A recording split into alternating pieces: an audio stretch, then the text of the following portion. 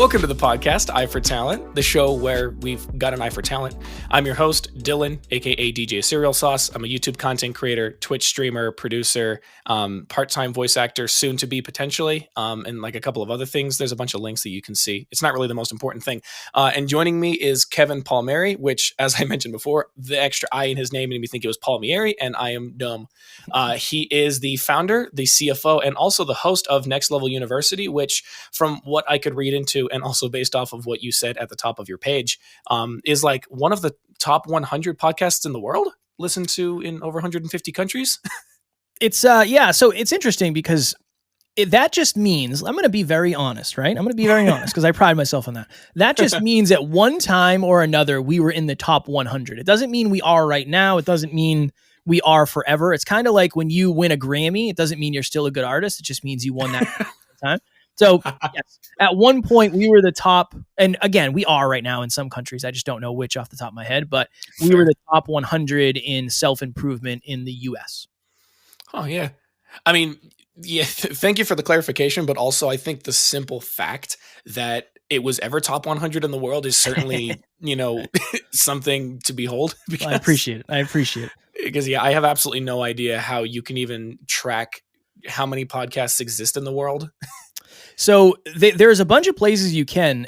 The interesting thing, I think there's like 3.5 million that have been created, but there's only like 250,000 that are actually in production, which just is consistent production. Yeah, which is just, it shows, I mean, think of it this way. How many artists are there that make music versus how many artists are there that actually make money? It's a drastically different number. So the podcast industry is kind of like that, honestly. Yeah.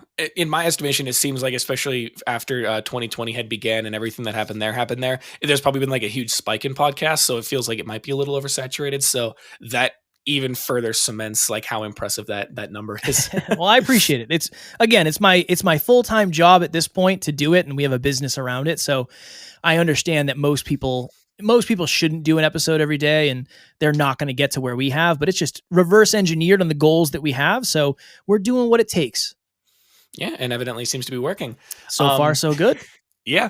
And on top of that, if anybody else was curious, he has a bunch of other things that he does. He's a podcast coach, consultant, trainer, and just like a good speaker in general. So that's always a fun time. I didn't know you were a producer. I do a little rapping as well. So we can throw that in there. I do, very, very, very amateur rapper as well.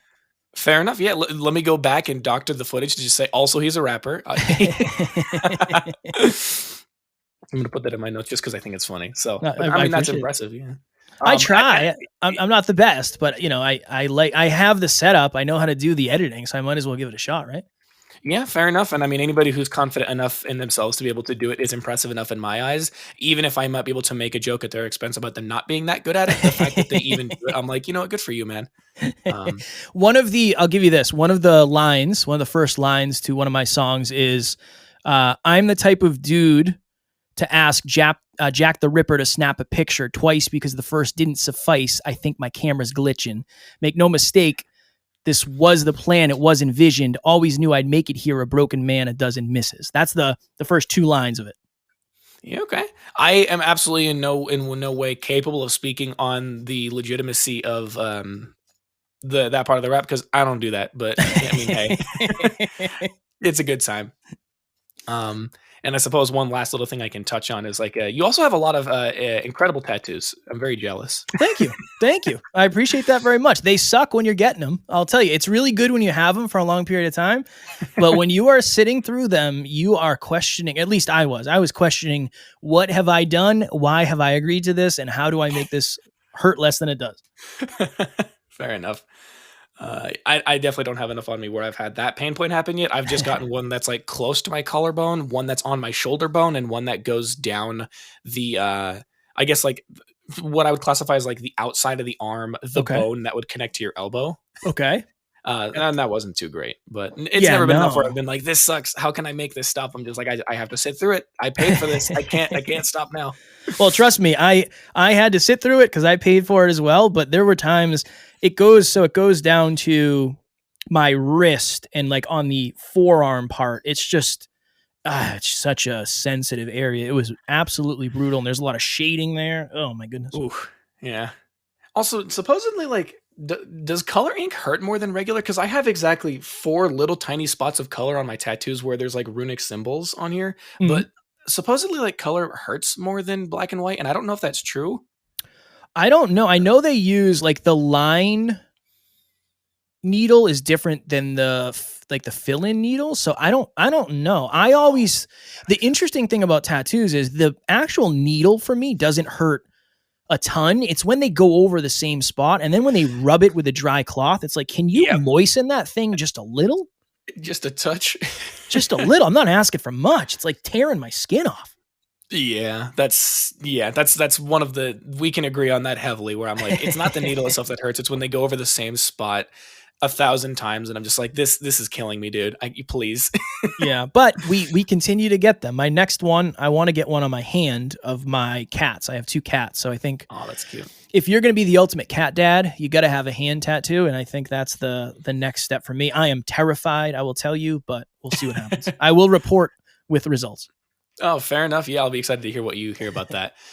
We probably should try and get into what's going on here a little Let's bit, so do we it. can get just get it going. So I've personally read your story. You've described it on both the website that we used to find each other, I guess, as well as on the actual website and your kind of descriptor, LinkedIn profile, and whatever. So I've read that whole thing, but obviously a lot of other people haven't. They may have heard of the podcast, but maybe not you specifically. So Mm. kind of just tell people at home your story of how you got here in the first place.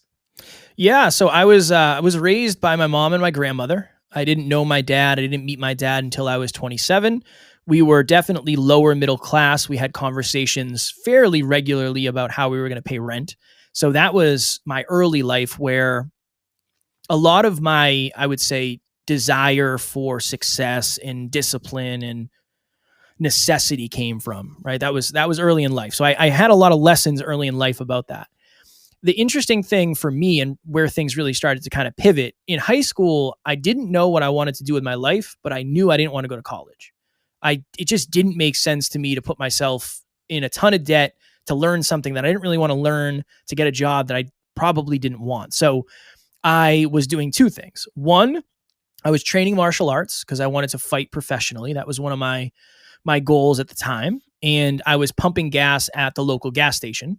That was my first real big boy job, and I was working full time there. So all of my friends were out partying at college and living the dream and meeting people. And I was getting up at 6 o'clock in the morning and going down and pumping gas till 2. I'd go lift weights after that. And then after that, I'd get dinner, and then I'd drive a half hour and go train martial arts. And that was my life for a couple of years. And I mean, yeah, the job wasn't great and there was a lot of stuff I dealt with there, but it was looking back, it was a very fun time in life because I was just kind of working out a lot. I was practicing martial arts. I felt like I was making progress towards goals. So that was a very interesting time in reflection. But from there, I job hopped. I worked a lot of different jobs: personal trainer, truck driver, forklift operator. I went through the fire academy to be an on-call firefighter. I was in construction. I'm sure there was a couple other things, but I eventually got this job in an industry called weatherization. So weatherization is an industry where you go into buildings and it's your job to make the building more energy efficient. So if you're working in a home, you're working in the attics, you're working on the windows, you're working on the doors, stuff like that. I was working on larger buildings, like state-owned buildings, government-owned buildings, so schools, police stations, fire stations, town halls, stuff like that. Since I was working on government contracts or state contracts, I was getting paid anywhere from $60 to $120 an hour, which for me, right, no college degree, I never thought I was going to make that kind of money. So when I got that job, I was like, okay, this is it. I'm going to do this forever and I'm going to be successful. Awesome. So if you looked at me when I was 25, I had a sports car. I had just won a bodybuilding show, so I was in the best shape of my life. My girlfriend was a model, high paying job, new apartment, all of the external measures of success.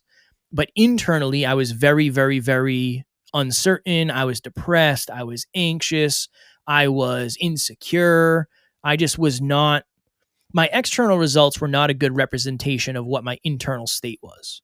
Yeah. And my girlfriend ended up leaving me, as she should have. I was not a very supportive partner because it was hard enough for me to support myself. And that was a wake up call for me. But I convinced myself that if I went and made a boatload of money, I would have far less problems. And there is a song called More Money, More Problems.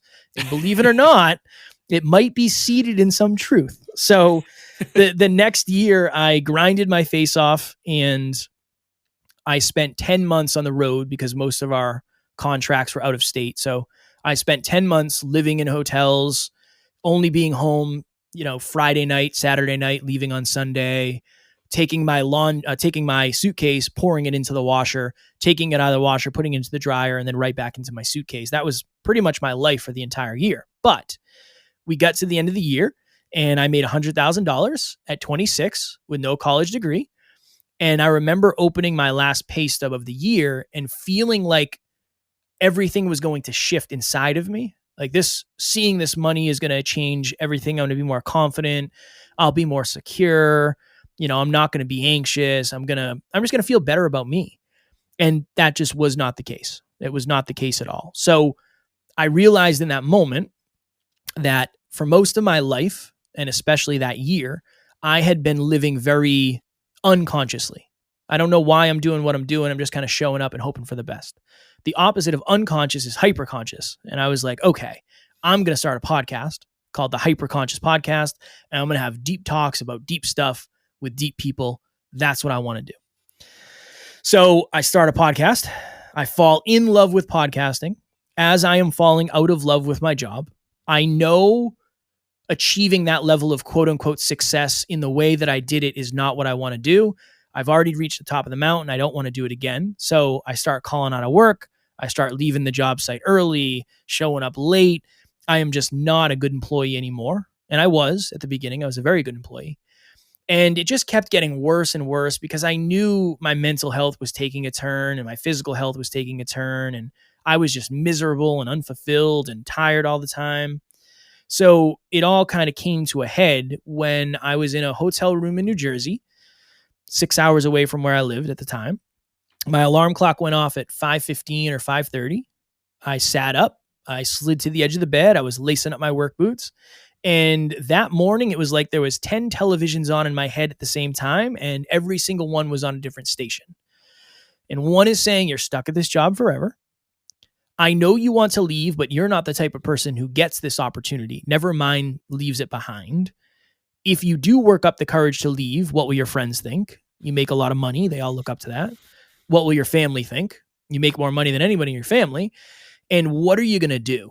If you do leave this job, what are we going to do with our life? Right? Like, you don't really have any other plan Bs. This podcast thing is not really feasible. What are you going to do? In that moment, I thought to myself, if I take my life, I will take my problems with me. And that is where I was at that time. That's really the only answer I had. I was just depressed and anxious and just really, really struggling. Now, I'm very blessed because I have very supportive people around me. I reached out to a friend who is now my business partner, Alan, and I explained to him what was going on. I said, hey, brother, I'm having these feelings, these thoughts, these emotions. I don't know what to do. Like, what is going on here? And he said many things, but one of the things I remember was, Kev, over the last couple years, your awareness has changed a ton, but your environments have remained the same. I think it's time for you to change your environment. So I ended up leaving that job 3 or 4 months later and then beginning the journey of being a very broke podcaster, very broke entrepreneur trying to figure this out. And that was 6 years ago at this point. So I have been a full-time podcaster, entrepreneur, business owner for the last 6 years. And now we do an episode every day and I'm a full-time podcaster. And yeah, now I get to do this for a living, which is wild to me. Oh, wow. Okay. That's kind of insane. On one hand, because it's like people who are going to hear about this are going to kind of be at shock and awe with the sheer fact of like, look at all the things that you were accomplishing and then how quickly it all turned around and then how quickly it all turned around again after it was at its worst. The thing that I'm kind of fascinated about is the fact that you went through so many jobs just because like obviously I guess I kind of should be well, I guess to say that I should be expecting is kind of offensive because that assumes that everybody I talk to job hops a lot. But Mm, it's like the last week's episode that I did with a good gentleman named Tony. He is also gone through just a ton of jobs, and it's given him like a ton of life experience and things. But he's also like 34 or mm. something, coming close to on to that. So I'm just like hearing you go through the giant list of the different jobs that you had been through. I was like, dang, what was like it's almost fascinating to try and examine even internally within yourself, like what state of mind did you have when you were like, I'm going to go do this, I'm going to go do that, I'm going to do this thing, and then after I'm done with that, I'm going to go and switch over to being this, being a, like going to, like I think you said, like the school for being like a firefighter and all that stuff. I'm Mm. like, what goes through people's heads when they just decide to do these Yeah, kinds of things? It's I I wild. I think it's necessity. Really, I worked at the gas station, and here's the interesting thing. I felt bad about myself very often because the kids I went to high school with would come in, or like the girls I would have crushes on would come in, and I always felt less than. And I'm not saying that's a if you're, if you do that for a job, you're less than. I was just treated less than. I Yeah. was not treated well by people that came in. So that ended up getting old. And here's the thing. When you do that for a couple of years, you start to get a little bit more awareness of, oh, okay, I'm not going to do this forever. Right? Yeah. Like this probably isn't my forever thing. Okay, if I could do something forever, what would it be? That for me was personal training. It was like, I'm into fitness. I love to coach people and train people. All right, cool. Let me do that. Then when you get that job, you realize it's not that great and it's more about sales than anything else. So it's almost like every time you think something is something, then you get the opportunity to experience it. You find out there's a lot of other somethings within it. And sometimes those somethings aren't what you want. So honestly, that's really what my job hopping experience was. I was always attracted to the shiny parts of the job. And then I was very quickly repelled by the not so shiny parts that I didn't know existed. And then it was like, okay, well, this isn't it. Like, what do I really want to do? And eventually it was like, I want to go to the fire academy. That would be really cool.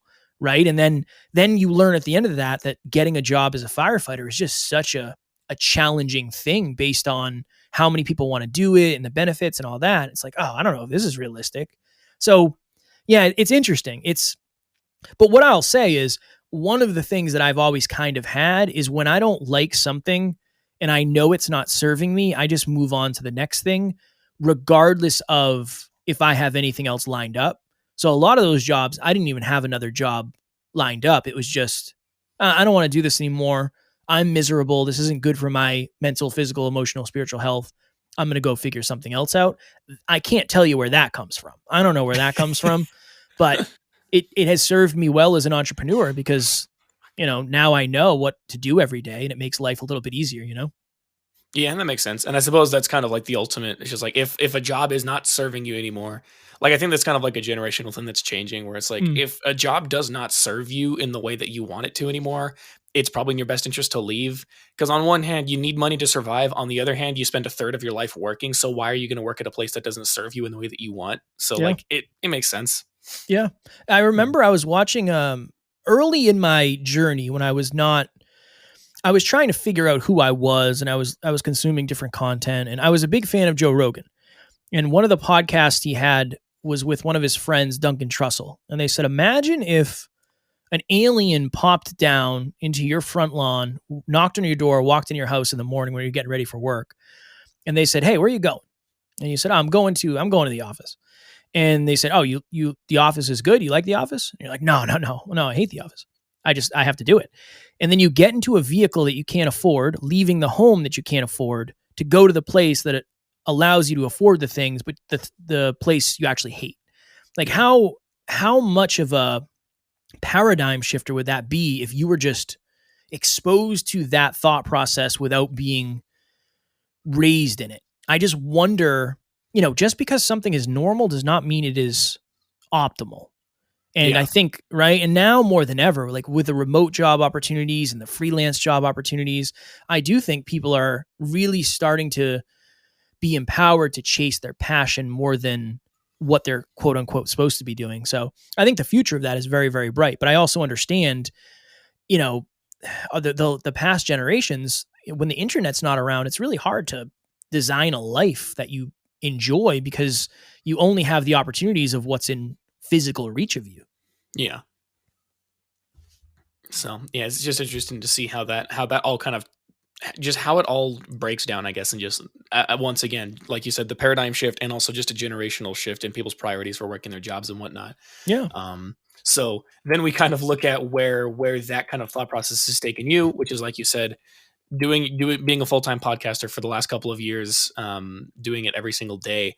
I'm kind of curious. I don't know like a ton about either one of these because I wanted to come in and give you a lot of things to talk about to kind of sell people on this stuff. But what is like some of the biggest primary differences between the course that you offer and the podcast that you host? And like, what reasons would people have to choose one over the other based on the benefits they give them?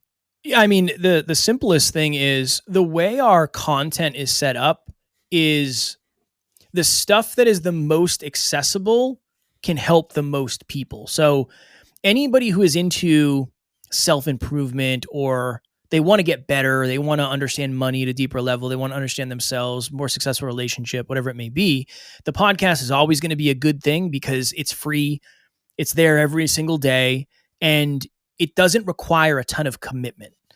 The course you're talking about is a free course, but it's one of those things where like you have to have a little bit more intention behind what you're looking for, and you have to be a little bit more committed to the results. It's almost like a lot of people will watch a commercial, but not everybody will call the number at the end of it.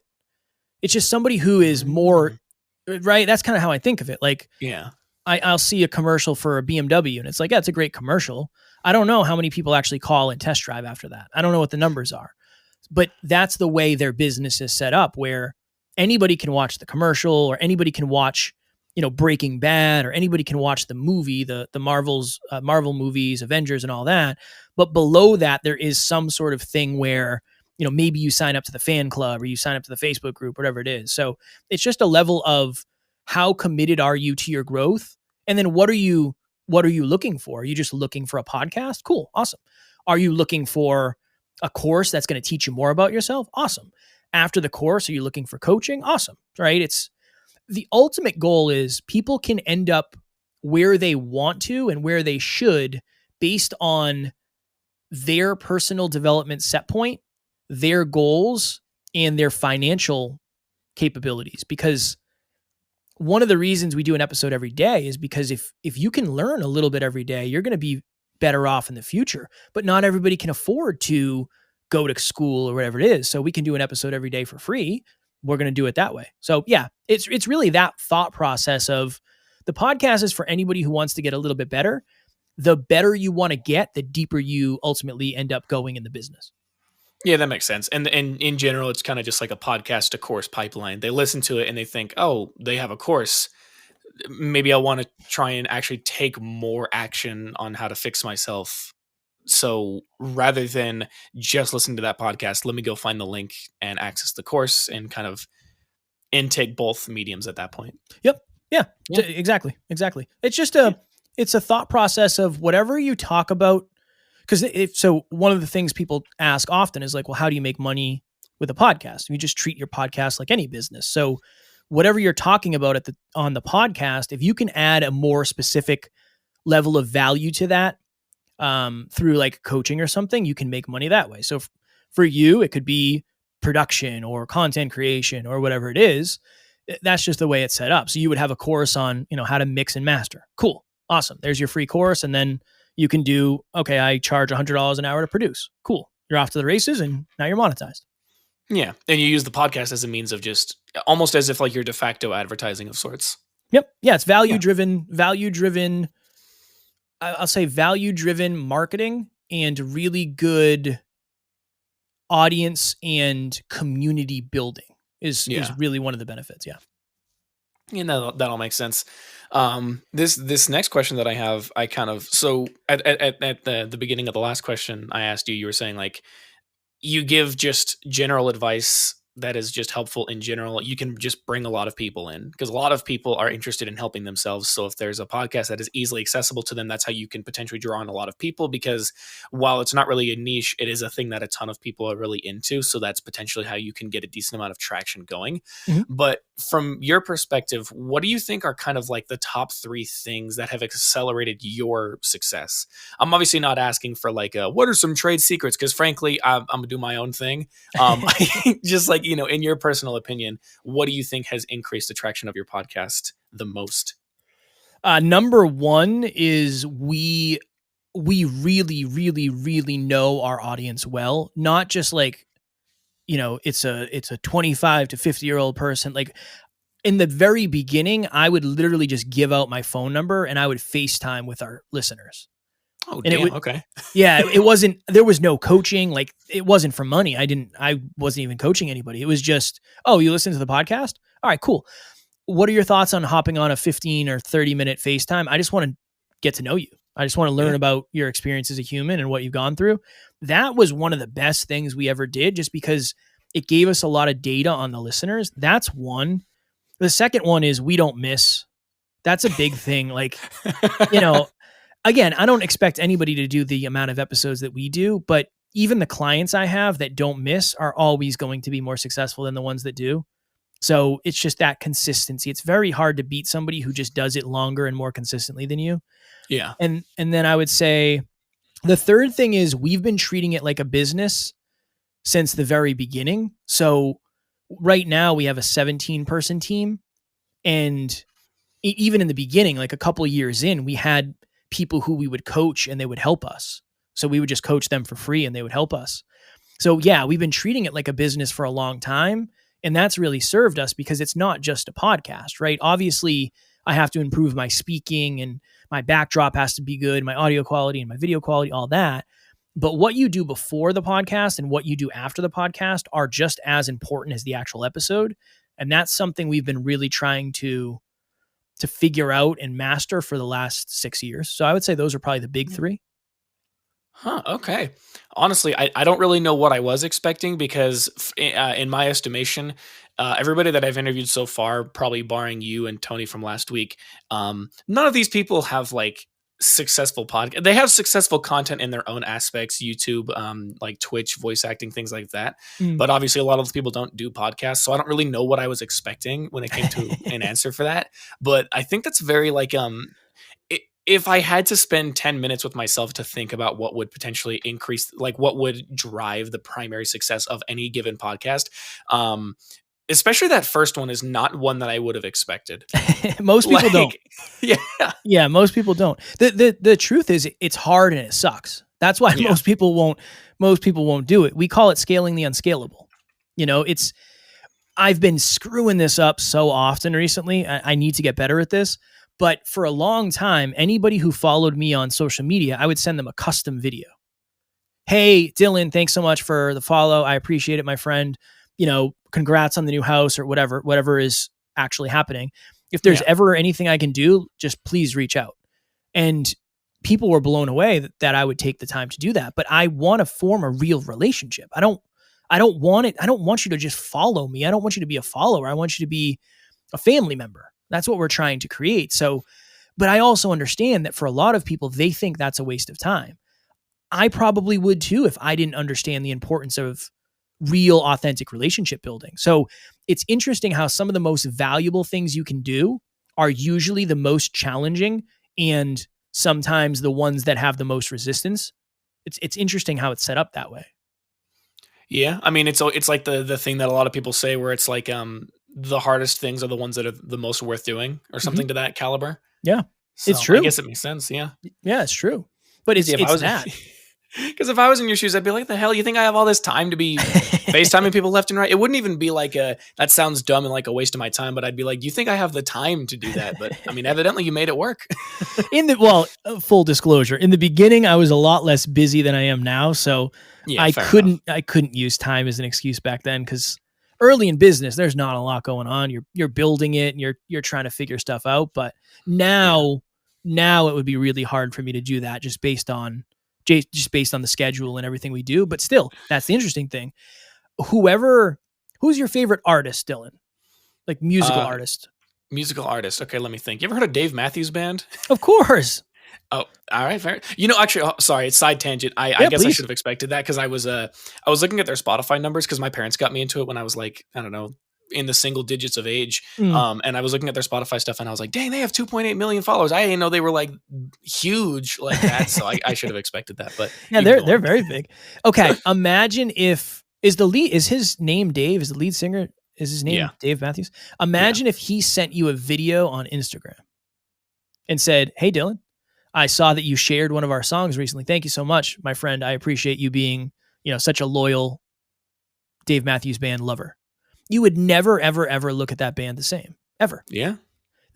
It's this interesting thing where if you can practice that habit for long enough, eventually, if you're capable of doing it when you're at that level of success, it actually is more valuable. I saw Gary Vee did a video of this recently where he talked about Taylor Swift.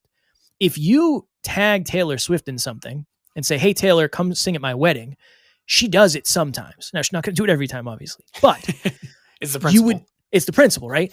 You might say, why would she do that when she could go play a concert for $500,000?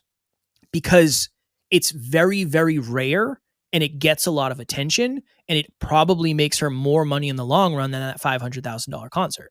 It's just that idea of sometimes you have to scale the unscalable because it'll create opportunities for you down the road that you just don't see yet. Exactly. And as you mentioned, she probably also has the ability to just do both anyways. That's true. Yeah, when you're at her level, you can kind of do whatever you want. So, but like you said, the fundamental belief and thought behind it is hopefully somewhat sound. Yeah, no, that makes sense. Yeah, and I figure like, especially if you're able to kind of build that traction when you do have all the free time, then you've built, then it almost like scales by itself, I guess, because you just like, what's the word? Like you kind of exponentially increase just like the connection that you have with people from being able to do that while creating good content that they consume on a regular basis. Yeah, you're creating demand. Really, is the biggest problem for most of us is there's just not enough demand. You can drop a song and if 4 people like it, that's awesome. That's 4 pieces of demand, but you don't get paid until the demand is high enough where the supply is down. So yeah, it pretty much that in a nutshell, I would say. Yeah. Yeah, that makes sense. I guess kind of, actually, I'm going to flip these questions around. What opportunities do you think, not even do you think, sorry, what opportunities have you gotten in general that have come as a result of just your general successes in like entrepreneurship? Oh man. We just booked a speech in Pennsylvania. No, yeah, Pennsylvania. I think it's in Pennsylvania. It's a $5,000 speech. So like, I never thought I would make money as a speaker. Like that's super weird. That's strange. We've been invited to events. So we went to an event in California early on for free. So we got free tickets to a Brenda Burchard event, which was nice. We've been able to like interview some really cool people in some really nice places. One of our guests lives in Malibu on the ocean, and she like invited us into her home and we set up all our stuff. We interviewed another gentleman at his mansion in California, like in his movie theater, which was just very weird and very surreal. We're able to host our own events now, which is something I never really expected. So it's mostly the opportunity. A lot of the opportunities we've had are to meet people that we just wouldn't have access to. Yeah. Right. It's when you have a podcast, it's weird because you and I may have never connected. Most likely we would have not connected. But you have a podcast. I have a podcast. I like doing interviews. You like interviewing people. Cool. It's a match made in heaven.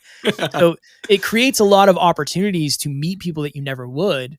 And honestly, for me, it's like, it's all of this. The podcast has created all of the opportunities. Think of it this way. One of the reasons people work with me as a podcast coach is based on the fact that I have a level of success that they desire. So the podcast has created that opportunity for me. Now, obviously we created the podcast, but it's because of the podcast that I'm even capable of doing any of the things I do. Really, it's the clients, the fact that I can at times speak eloquently and make sense. Like all of that is through the podcast. So every opportunity I have today, realistically, is from it, which is wild to think of. Yeah, it is pretty impressive because like I had this interesting discussion with my friend the other day where like I don't know how this keeps happening, but I guess it's because of kind of like the quote unquote altruistic nature of this whole podcast anyways, Mm. that like people of all walks of life are just like down to come on here. Because if I can fully admit to you, just to, be one-on-one about this podcast is like not this podcast is not successful enough where I would have assumed that I could get somebody like you on here. And like I've talked to people who have like there's a guy I talked to a few weeks ago. He has a Twitch channel that used to have like 55,000 followers, a YouTube channel with 55,000 subscribers, and now he works for a gaming magazine journal that has like 1.2 million. Mm. And I'm like this podcast, like I'm proud of the work that I do, but this podcast is not big enough where I would have expected that to happen. Mm. And a lot of the reason for that, I think, is because podcasting is not a niche thing because everybody does it. But I feel like it's one of those things where if you're not necessarily talking to somebody who already has their own niche in podcasting, you probably aren't going to get a lot of people from their walk of life that consume their content that are going to come and listen to it, because that's not traditionally the value that it provides to them. Yeah. But that might just be my kind of messed up mindset on it because of my experiences with it. No, I think it's accurate. It's just the thing of, okay, if one of the best things in the world, like say you wanted to get ahead in the music production industry, start a podcast about music and songs and albums and instruments and whatever, and you just start interviewing artists, purely artists. You don't interview anybody else. Guess what's going to happen? You're eventually going to connect with somebody who knows somebody who knows somebody who is one of the producers you look up to. It'll happen eventually. Yeah. But I can I tell you when and how it'll go? Definitely not. But it really is. It just creates opportunities that you would never have. See, this is the interesting thing. The opportunities that it creates also are based on your long-term goals. So for me, I don't care how many listens you have. I don't care if it's just me and you talking and nobody listens. It's a good practice for me to tell my story. It's a good practice for me to try to say something in a different way, or it's a good practice for me to try to impact more people. It really depends on what the ultimate goal is. Now, if somebody is looking to sell books, they will ask you how many listens you have, and you'll say whatever. And they'll say, you know what, that's probably not worth me coming on. So reach out when you have X amount of downloads. We definitely got that early on. And then you just start to see like what are the reasons behind people doing things the way they do, right? Yeah. For me, I'm not here to make money. I don't really care about that. We have business parts that, that's more focused on. I want to impact people, and I hope somebody hears something today that they need to hear. That's really the ultimate goal. Yeah, exactly. And that makes sense. And like, you can basically achieve any degree of success from the smallest things to the biggest things every time you do something like this. Like, even if this ends up actually going nowhere, it's like, one, I got to just have a good time talking to somebody who's entertaining to talk to. But secondly, it also just like every episode that you do, you just enhance your ability to speak just a little bit. Like there's always at least a tiny bit of success that comes from something. And like you said at the beginning, any little bit of success when compounded every single day is going to make a big difference down the road. So I get that. I love the fact that you talk about compounding so much. I do. I really do. It's such an important understanding. It really is. It's one of my favorite quotes is from day to day, progress is invisible. From year to year, it's impossible to miss. I did 4 podcasts yesterday, 5 podcasts. I'm no better today. At least not measurably. I couldn't tell you like yesterday I was a 7.1. Today I'm a 7.2. I don't think it works that way. But if I go back and look at last year, this time last year, that's 365 of our own episodes plus, I don't know, maybe another 400 other shows. That's a lot of episodes. Yeah. And I can notice a drastic difference in my ability to pause or my ability to say something in a certain way. It's just contrast is one of the most important things in the world. The problem for many of us, myself included, definitely early on, is most of us can only reflect and see progress. We cannot expand progress into the future to understand what it actually looks like. Progress and contrast. Yeah. No, that makes sense. Yeah, I totally get that. These next couple of questions that I have here are actually kind of they're mainly surrounding, I guess, your philosophy on different aspects of what helps people become a better version of themselves. Okay, I'm in. So, the first one is just like, what honestly, what do you think are like the top three things that kind of hold people back from either being able to better themselves or what holds them back from being able to conceptualize the idea of bettering themselves? Oh my goodness. Self-belief, self-worth, and the circle they surround themselves with. Those are based on all the studying we've done and all the coaching.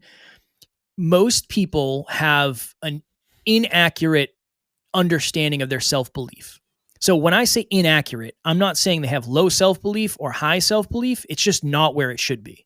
Yeah. And I think that's just a product of being a human being, because it's very hard to understand yourself to that level. So if you do not believe you can accomplish something, you won't try, and therefore you'll never get the result unless it's by accident. If you believe you're capable of doing anything, oftentimes you don't try anything because you think you could just do it, and then you don't get any results. So that's high self-belief and maybe low self-belief. Self-worth, low self-worth, you don't think you deserve success. High self-worth, you think you deserve it without having to work for it potentially. That's a dangerous place to live, right? That's not going to breed success necessarily. And then success is hard enough. Getting to the next level of your life, leveling up, whatever we want to define it as, becoming the best version of yourself, that's really hard if you're surrounded by people who are afraid of you becoming the best version of yourself and unconsciously holding you back or consciously holding you back and making fun of you for investing in your growth and, oh, you're going to meditate now, and, oh, you're reading books now. It's really hard to succeed in anything when the people around you are the biggest resistance. So I would say self-belief, self-worth, and the community of people you surround yourself with. Yeah, that's pretty cut and dry. That makes sense. It's especially the thing of like, you spend the most amount of time with yourself and you spend the most amount of time with the people that you surround yourself with. So, Yeah. you know, any amount of shenanigans that end up interfering with that, or I guess any shenanigans that get put on those things that interfere with your ability to do that is obviously going to breed not so good results for yourself. Yeah, it's simpler in the beginning because you don't have to work on as many things, right? It's like, I don't know if I have a good analogy for it. In the beginning, you're trying to make a pizza. It's like, okay, I have the recipe, I have the ingredients. Then as you become better and better at making the pizza, then you add different toppings and you cook it in a different way, and you have your tips and your tricks, and it's like, oh, this is what I do to make it super crispy on the bottom.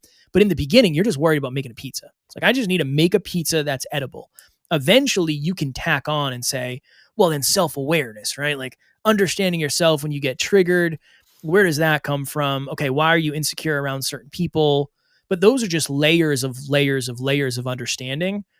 But the big three, I mean, yeah, self-belief, self-worth, and community. Those are unfortunately three of the biggest things that people deal with, but also unfortunately, it's three of the biggest things that many of us just we either don't look at, or there's a lot of fear around those things. And that's why a lot of us stay stuck. Yeah, that makes sense. I mean, it's the things that are the most important, again, are the things that are the hardest to try and conceptualize and understand and begin to try and figure out, what am I going to do to fix this? The world is set up in a weird way, my friend.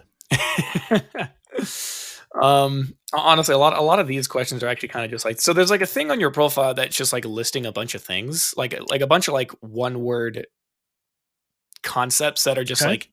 like easy to digest, that are like essential to kind of being better.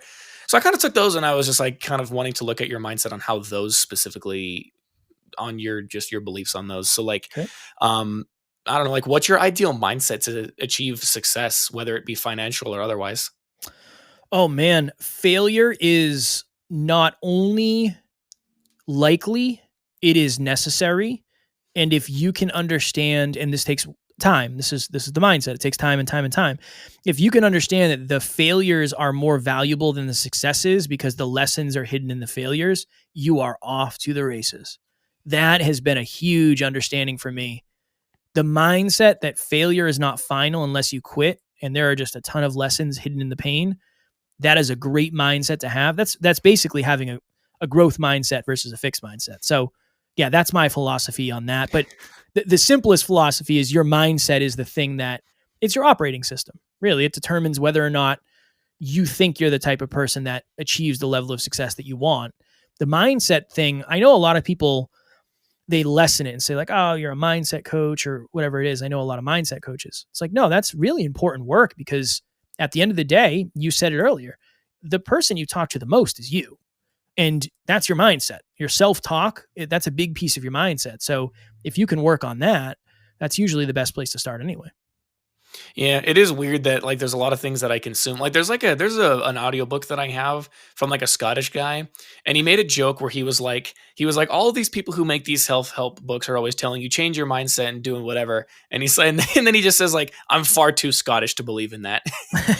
So on one hand, I think it's funny to examine things like that because yeah, I agree. A lot of people who just tell you got to fix your mindset, bro. It's like sometimes while they are correct, I'm also like, like can you give me like more tangible help? I do totally like if you can combine your mindset and the way that you talk to yourself with being able to critically think and being able to accurately take those things and make them a tangible fix or a tangible something that can make you better. Like it is a good thing, but I Yeah. do totally understand the idea of like mindset coaches are the worst. Well, I know a lot that are, I mean, that's where I started, right? For me, it was like, I didn't know, number one, I didn't know what else to brand myself as. So I was like, well, I feel like I know about mindset. Like I can coach on that, but it's just like anything else where the vast majority of real estate agents don't know that much about real estate and they're not successful. They don't, I think there's like a stat that most of them sell like less than a home a year or something like that. So think of that. Like everybody in any industry, there's always people who are really good and there's always people that just get in the industry to get in the industry. Really. So I think it depends on the person. Yeah, yeah, and that all makes sense. I also, as like a little side thing, a lot of the people who I've talked to on about other miscellaneous things, one of their favorite things is just like one, don't be afraid of failure, and two, embrace the fact that you're not going to be good at something the first time you try it, and like be okay with that. Yeah, it's So, it's crazy to think that you would be. It's yeah, like you'd have to be so. I mean, again, the first time I drove a car, I literally was like, I cannot believe humans do this consistently. This is the hardest thing I've ever done in my life. And now I don't even think about it anymore. It's like, I want to go to the gym. I have to drive there. That's it. That's the thought process. But yeah, most of us, here's the thing though. When you're young and you learn to ride a bike, I'm sure I fell off my bike a bunch of times, but when you're young, it doesn't matter because you don't really care about what other people think. And then yep, eventually in life, it's like, what if those people see me do a header over the handlebars here in the park? It's not going to be a good look. It's like, well, you will learn for sure. yeah, and depending on the community that you involve yourself in, not even just like a local community, but within like a community of people who do a specific thing, like bikers, people who go to skate parks and whatever. It's like they're supportive, like they're Yeah. okay with you being bad, and they're like, here, let me help you try and do better about this. So like I think that's a lot of the thing that people forget is that like if you're trying to get good at something, the community that you exist within is probably going to be there to help you be better without ostracizing you. Yeah. There So you go. Community again. That just keeps coming up. Just keeps coming up, Dylan. who would have guessed? We live in a society, so so people are always there to help you. Right. So that's fun. Um, honestly, at what point do you think the tipping point is between being like a confident person, confidence in yourself to be able to succeed, to be able to get into something, to do whatever? At what point do you teeter between that and overconfidence or just straight up being arrogant? It's a great question. I think arrogance is confidence without competence. So Mm, I've had many, many, many people tell me how to do a podcast. You'd be surprised, Dylan, at how many of those people have never done a podcast. You'd be surprised. So, now, I'm not saying they're arrogant, but it's almost the understanding of like, why should I take your advice though? As somebody who's never done what I do, why should I ever take that advice? But yeah, the simplest thing is I believe arrogance is heightened confidence without heightened competence. That I think that's probably the best example I could give. Because it's just, if you don't know what it's like to do something and your assumption is that I should do it a different way or somebody should do it a different way or you could do it better, I just need to see the competence. Now, here's the thing. If somebody came up to me and said, I could 1000% slam dunk on that hoop, even though I've never played basketball, and then the next thing they do is slam dunk, I don't think they're arrogant. I think they just hadn't practiced it yet, right? Because it's not like they're not competent. They just didn't know they were. So yeah, I would say that's probably my best definition. Yeah, that makes sense. I think no one's ever asked me to describe what being arrogant means, but I think if anybody does, that's what I'm going to tell them now because I think that makes sense. Dylan, I'm going to ask you right now, what's the difference, Dylan, in your opinion, between somebody being very confident and then maybe hinging over and crossing the chasm into arrogance? Let me think. Honestly, I would probably say that obviously to be confident in something implies a certain level of like you have either done research on a thing or you have empirical evidence to suggest that you know what you're talking about because you've maybe done it yourself. Mm. And then to me, arrogance is basically just that. But because I don't necessarily think of arrogance as like in your example, somebody who doesn't run a podcast trying to tell you how to run a podcast. For me, arrogance feels like somebody who, like the Dunning-Kruger effect, somebody who has gotten into something at least a little bit, and thinking that they just know everything. So I guess it is a similar definition, but to me, it's like somebody who is vastly overestimating their ability to do something because they've done it just a little bit. Makes sense. Makes sense. I always used to be mind blown when my grandmother watches baseball and she gets mad at these gentlemen who can't hit a 98-mile-an-hour fastball.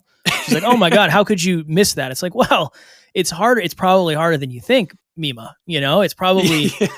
I don't really think that's arrogant, but like maybe it's not toxic arrogance, but I think that's a little bit arrogant. Yeah, right? like sometimes it is kind of funny, and I do see memes about it where somebody's like, they're watching a crime show, and they're like, this person left their fingerprints on the door, which is how they got caught, and the person watching it is like, that stupid idiot, as they're like making a mess of themselves. Like that's what I think of. Yeah. I think it's similar. One of the best things I do. I still train martial arts. I train like by myself. I do kickboxing and I do bag work and all that stuff. Yeah. But you set a timer for 5 minutes because mixed martial arts rounds are 5 minutes, and you go as hard as you can for 5 minutes. And the next time you watch a fight, or you can do this with anything, you're going to have a new level of appreciation because it's very humbling to try to do what they do. And it just brings you into the reality of, yeah, no, they get tired because it's very tiring. That's why they're getting tired, because it's very hard to do and they're professional athletes. It just kind of brings you back to the surface of humility. Yeah, exactly. So that makes sense. Somehow I accidentally ended up writing a duplicate question of sorts, so I deleted that one and got this one up. What are considered limiting beliefs in your mind? Like there was one thing that you had said where you're like somebody who's just not confident in themselves at all, despite no proof that they can't do anything. But outside of that, what do you think are considered like limiting beliefs? I usually say anytime something pops into your head where you say, I couldn't do this because. It's almost like, what are your becauses? Because I'm not smart enough, because I didn't grow up in the right place, because I'm too short, because I'm not a good enough speaker, because of that.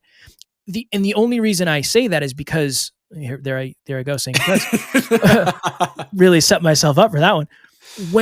When you have a statement like that, you're almost seceding to the fact that you can't do it. It's almost like, I can't do this, and here's the reasoning why. Then the second you become okay with that reasoning, now it's a limiting belief because it's stopping you from doing it. Yeah. That's probably what I would say. Like for me, I could never be a speaker because I didn't go to college and I never gave presentations. Well, that doesn't mean I can't be a speaker. It just means I don't have the experience that somebody who went to college and gave a lot of presentations has. Yeah. So it's that. It's almost like the excuses that we use, we have to try to find a way to lock them in, and we use limiting beliefs to do that. Yeah, it's the concept of like the moment you use because, you are directly acknowledging what is causing you to be unable to do something, but not necessarily, I guess, having the desire to actually go and do the thing. Because most of the time, if you're like, I can't do this because of X, it's like the internet exists. You can figure out how to do X. Yeah. Well, it's like I couldn't get to work on time today because it's like, okay, this is most likely going to be an excuse, right? Like that. It's kind of that. Well, my dog ate my homework. Like, okay, did it really? Because you don't have a dog. You have a pet Yeah. fish. You have a goldfish. I don't think your goldfish ate your homework. It is. It's just a justification for. Sometimes it becomes a justification for lack of action. And again, when I say that, I'm not. Trust me, I've had some really good limiting beliefs, so I understand. But oftentimes it was trying to keep me safe from my fears. That's why I didn't do the things. Yeah. And that, I mean, yeah, it is as simple as that. As soon as you said, I can't do this thing because, and I was like, oh, I know exactly what's about to go down here. I was like, I know exactly where he's going with this. Well, and that's it. That becomes the end. Yeah. So that's one of those things. It's like, that's where, I guess, does that interact with knowing that you can't, at least, like, I can't do this because of this. Can you switch gears and decide, like, oh, maybe if I learn how to do this, then it will make me a happier person because learning X enables me to do this thing. Definitely. Having somebody around you to say why is huge. It's like, I could never be a speaker because I wasn't a good speaker in high school. It's like, okay, well, why can't you be a good speaker now? Well, because I never was good. It's like, okay, but no. Yeah. Why couldn't you be in 5 years from today? The answer is because you're not going to start. That's the honest answer is because your limiting belief just facilitates the lack of action, which creates the lack of results, which then becomes a self-fulfilling prophecy. And then you end up 5 years down the road saying, yeah, I just never could be a speaker because I didn't speak in high school. And it just stays with you forever. Yeah, exactly. I think there's one of my favorite quotes, probably my favorite quote ever, is just don't look back and ask why, look forward and ask why not. Where it's like, why not learn how to do this thing so that I can, stop wallowing in the fact that I can't do it or something. Yeah, that's a great quote. Very philosophical. Yeah, it's a very good quote. I guess kind of the last question I would normally ask is this: is there any additional details that you wanted to give? But I was also kind of just interested in seeing, like, why did your manager decide to reach out to me? Like, what about my podcast was interesting enough that they were like, you know what, get him on here. So our thought process behind that on our team is, if there's somebody who seems like they're a positive person and they're doing good in the world, we're all about perpetuating that and trying to add value to it. So, like I said, I don't care about the number of downloads. There's a reason we don't ask, right? I don't care. For me, if you're somebody who's trying to do good in the world and you seem like you have a good vibe and you're positive, anything I can do to add value to that mission is something that is aligned for me. And that's kind of literally, that's the process that we go through. Yeah, fair enough. Well, I do appreciate you coming on and doing that. Cause I mean, yeah, it was a good talk to kind of hear just what's going on. And one of my favorite things that I enjoy doing is looking at somebody who does something that I do on a more successful level and figuring out how they do things. And not because I want to copy them, but just because I'm curious, like, what make up the differences between how I do things on my show or my YouTube channel or whatever versus the other person. Of course. It's always good to see. It's very interesting.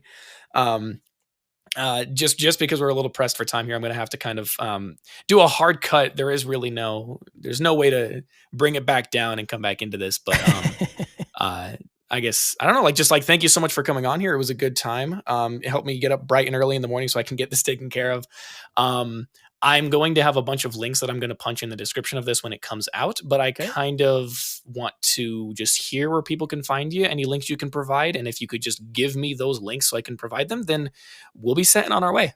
100%. Yeah. I would just say, search Next Level University, the podcast. That's the best place to find me. It's on YouTube or on all the podcast platforms. Again, it's free. It's the best place to start, and you'll learn about us. So you can kind of take it from there if you're interested in more. And then I'll email you the rest of the links, Dylan. Cool. That sounds good.